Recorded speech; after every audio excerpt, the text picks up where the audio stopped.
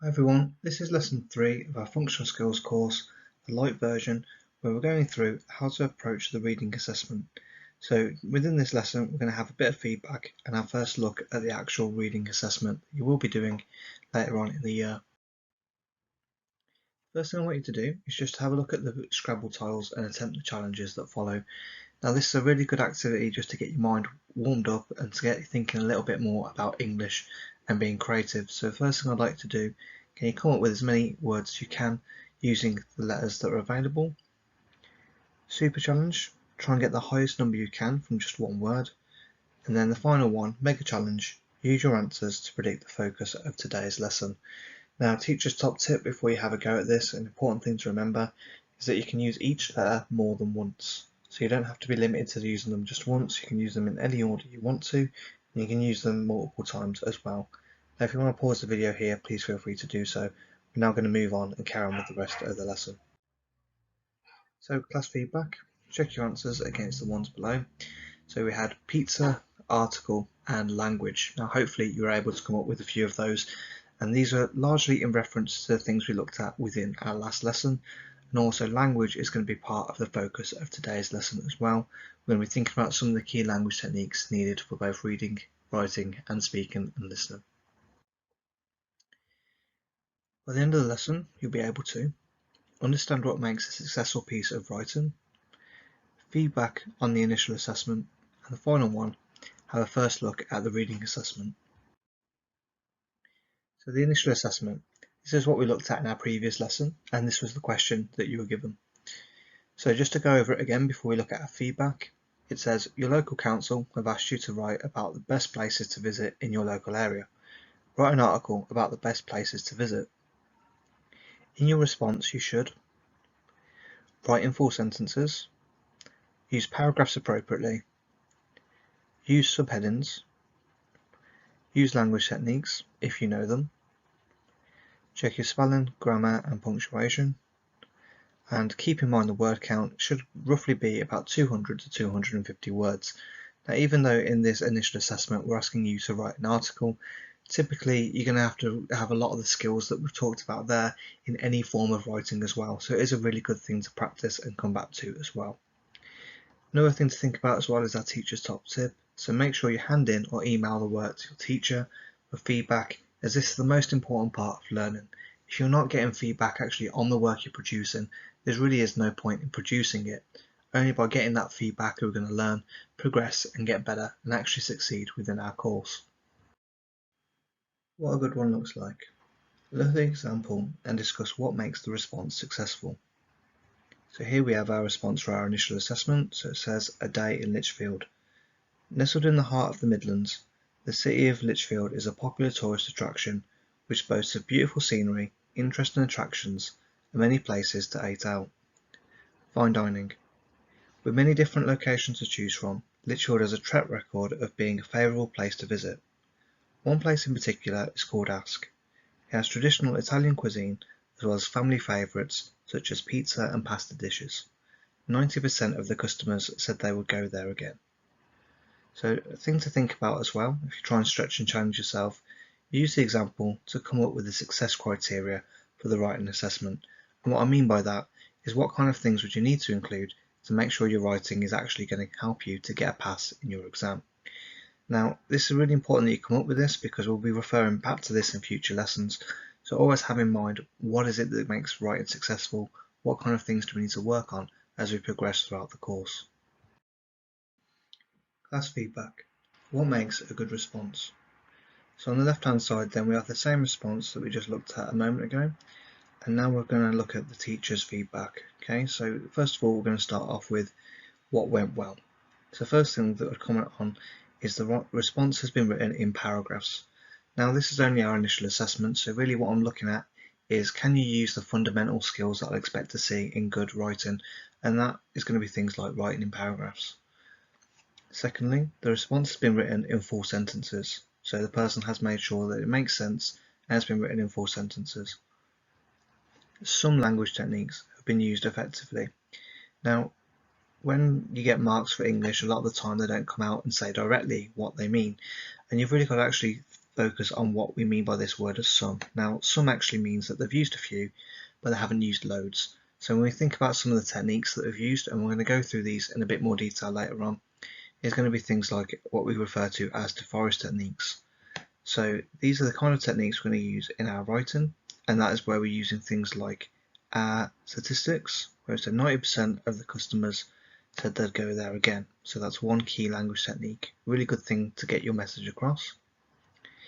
And if we look at the other ones as well, it's used a lot of different things as well, including things like alliteration, where we have boasts of beautiful scenery, so that's where we're repeating the same letter 2 or more times. It has traditional Italian cuisine as well as family favourites. Again, family favourites would also be alliteration because you're repeating the F and the F. And essentially that is it in terms of the techniques that have been used. So you can see there have been some, but not really loads, not really showing that they've got the full range of the techniques that you need to know for the writing assessment. Next, the spelling, grammar and punctuation is mostly correct. Again, if we focus on this word mostly, this actually implies that there are a few errors, however it's not deemed to be such a bad case that there's absolutely hundreds of them in this response. If that was the case, then that would be something that we'd definitely be worried about. Obviously we want the best level of spelling, punctuation and grammar, but don't worry about making the odd error here and there. The idea of the course is that we eventually get to the stage where we're improving ourselves and actually getting to the stage where we're using spelling, punctuation and grammar really effectively. So don't worry if there's a few errors at the moment. EBI, so even better if, so things we need to improve on. So the response has a few spelling or grammatical errors, okay? And some of these are what we call homophones. So the first one would be things like ate. So it says, has interesting attractions and many places to ate out. Now this is actually wrong because of the tense. Now if you're a learner who is English as a second language, this can be quite difficult, and if you'd like some more videos on that or some more help on that in the future, please do let us know. We also have things like the word off, which is off as in you turn off a switch as well. So with many different locations to choose from, Lichfield has a track record of being a favourable place to visit. So we should have just O and F instead. So there's little things like that that run throughout it. Again, these little errors are things that we would normally expect, especially for level 1. But when you go on to level 2, GCSE, these are things that hopefully would have nipped in the bud and been able to improve somewhat. And the final one, in order to achieve more marks, the response needs to be more detailed. Now if you think back to the initial assessment as well, it did say 200 to 250 words, and this is going to be a bit short on that. Now we're not expecting you to read through every single word that you produce, but having a rough idea of how much you should write is a good thing to kind of think about. If we're talking about 200 to 300 words, we're talking roughly about half a page, maybe 75% of that page full up. So get used to kind of gauging how much you've wrote and make sure that you've done enough for the actual assessment. Class feedback. What do we learn from the initial assessment, and what does successful writing look like? So hopefully by now you would have received some feedback from your work, and you would have came to the same kind of conclusion that we have here. So first of all, if we have a look at our success criteria, to write successfully you must do the following things. So firstly we're saying write in paragraphs, write in full sentences, use language devices or techniques, and have a good standard of spelling, punctuation and grammar. Now this is going to cover any form of writing that you have to do, so really make sure that you can hone in on these skills and that you feel confident about each one. Things that you should avoid: writing too little. That was one of the things that we mentioned when we talked about the actual word count as well, so make sure that you're actually writing enough to secure yourself enough marks in the exam.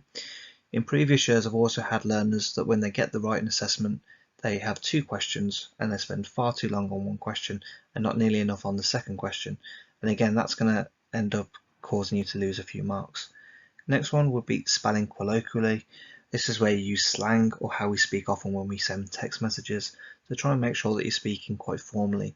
Generally that's going to be how you'd be expected to produce your writing anyway, so always try and keep it a bit more formal.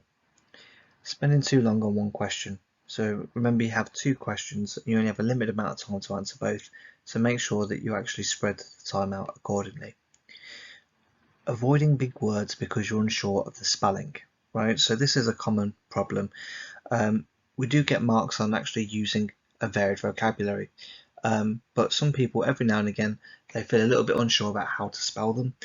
Have a go, have a guess. Unless we can actually identify the things you need to work on, we're never really going to know what we need to turn from a weakness into a strength.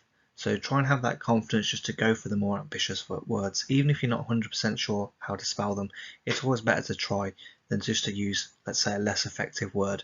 And that's really going to have a bit of an impact on your writing as well. The last thing to think about as well. So the stretching challenge, what are language techniques? Come up with as many as you can think of. So hopefully you recall in the initial assessment there was one or two that we identified there. There are actually quite a few that we need to know, and these can be a bit tricky, so any that you know at the moment would be helpful. We are, however, going to go through them in more detail now. So what are language techniques? Complete the table to understand the key devices.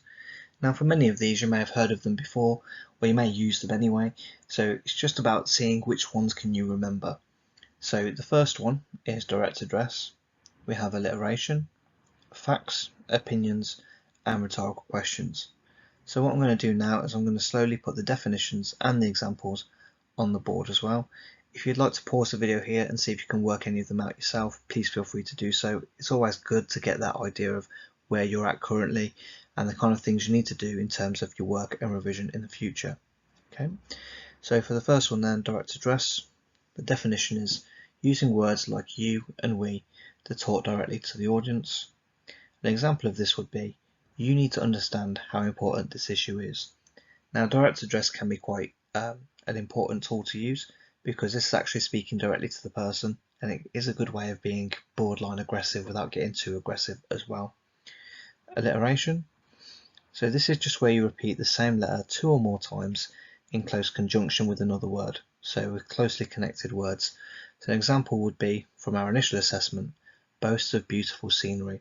And even though we have the word of in between it, they're still in close conjunction, so it still counts as alliteration. Next we have facts. This is fairly straightforward, something that may be proven to be true. An example is a fact the sky is blue. An opinion, kind of the opposite of a fact really. This is stating a personal belief or a thought. So for example you might say, I feel or I believe English is the best subject, although truly we all know that's a fact, right? Anyway, rhetorical question, a question that doesn't require a verbal response. So, who doesn't love to study English? Now for me, rhetorical questions is one of the best tools to use, especially in persuasive writing, because it's a way of really getting the audience to really think about the issue you're trying to bring to light. They don't actually respond, but they have that kind of internal conversation with themselves, so it's a really effective thing to use whenever you're producing a piece of writing. Okay, so those are our first 5 techniques, and we've got a few more to go through for the full acronym that we need to learn. Okay, so the next ones are, we have repetition, emotive language, statistics, and a triplet or a rule of 3. The reason why the triplet and rule of 3 has more than one term is because sometimes it's known by a different name. So sometimes we call it a triplet, a rule of 3, a group of 3. Doesn't really matter, it all really serves the same purpose. So for repetition then, this is where we repeat a key word or phrase to add emphasis to your argument. An example being where I would find a really key phrase or a key word, and I'd just make sure that I repeat it 2 or more times within my argument. So one I might use is, this is truly the best place to visit. So let's say if I was writing a review about going to Lichfield, then that would be something that I may repeat throughout my writing. Emotive language. So this can be a little bit tricky because a lot of people say it's all about love and hate and anger, but it's not necessarily true. It's about specific words that will get an emotional response from the audience. So the one that I think about a lot is the animal was neglected by its owner, and it's that word neglected that really does kind of pull at our heartstrings, because obviously we don't want any harm to come to animals. Next we have statistics. So we saw a statistic in the example as well. So this is where you use numerical data to support an argument. So for example, we had 90% of the customers said they would go there again. And the triplet or rule of 3, saying 3 things towards a common goal or idea. So English is fun, amazing, and fills my heart with joy. So you can see there I've got 3 ideas all linked to the same idea to support this one idea that I'm trying to prove, which is that English is a really good, amazing thing. Okay, so those are all of our techniques. Those are the main ones that you need to know. Those are the ones that not only you're going to need for level 1, but also for level 2 and also GCSE should you decide to go on to that level as well. So reading assessment, what would I be assessed on? So these are the kind of things that you will actually be assessed on in every kind of exam for the reading assessment. So it doesn't matter which one you get, for level 1 or level 2, you need to be able to do these kind of things. So the first one is to skim and scan information. We're going to go through all of these in our next video as well, so don't worry if you're not too sure what we mean. Reading comprehension, that just means can you read something and make sense of it. Selecting key information. Making comparisons, now that's typically more in the level 2 papers, but every now and again they do throw one in just to make life difficult in the level 1. Have some awareness of language techniques, again we've just gone through some of those as well, and have an awareness of the presentational or organisational features of a text. In our next lesson, we're going to go over the following things. So we're going to go through the key language techniques. We're going to try and recall them, the same ones that we just looked over a moment ago. We're going to understand the key skills needed for the reading assessment, and we're going to have a first look at a new reading assessment that's been freshly made that hasn't been anything that's previously been available as well. So it'll be a really good look at the first attempt at a reading assessment as well. Now, if you need any additional help or support, then new videos will be added every single week.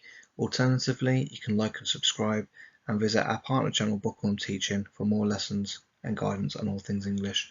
Thanks ever so much for listening, guys, and all the best with your work and revision in the future. Bye bye.